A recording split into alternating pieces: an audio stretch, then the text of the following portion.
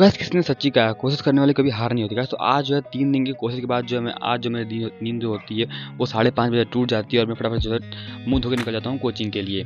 जब कोचिंग पे पहुँचता हूँ तो भाई वहाँ पे भी कोई आया ही नहीं रहता है। 6:05 हो गए होते हैं और जब पहुँचता हूँ तो भाई कोई दिखता ही नहीं मुझे। फिर देखता हूँ देखो पुलिस की गाड़ी आती है, राउंड पे आते हैं क्योंकि जो घर के सामने थाना है यहाँ का घर के सामने पड़ता है।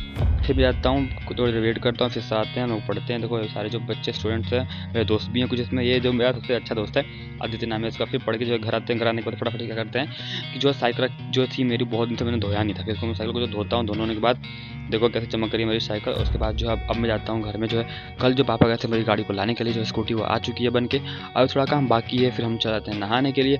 बहुत ही ठंडी लग रही थी, जैसा है कि जो मैं ठंडे पानी से ही नहाता हूँ। फटाफट जो है तैयार होता हूँ, तैयार होने के बाद जो है नाश्ता करता हूँ।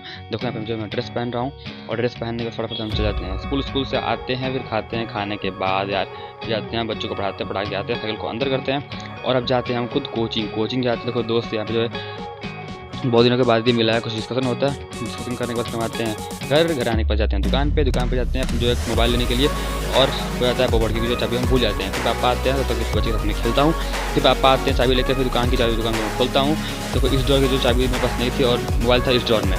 पापा आते हैं जो है मोबाइल को निकालते हैं, फिर आते हैं हम लोग घर आने के बाद फटाफट जो मम्मी बनाती है खाना खाने के बाद अब फिर हम चलते हैं फटाफट से पढ़ने के लिए। तो फिर मिलेंगे अगले ब्लॉग में। ब्लॉग को लाइक कर दो, फॉलो कर दो और प्लीज़ सपोर्ट करो। फिर मिलेंगे अगले ब्लॉग में, तो बाय बाय।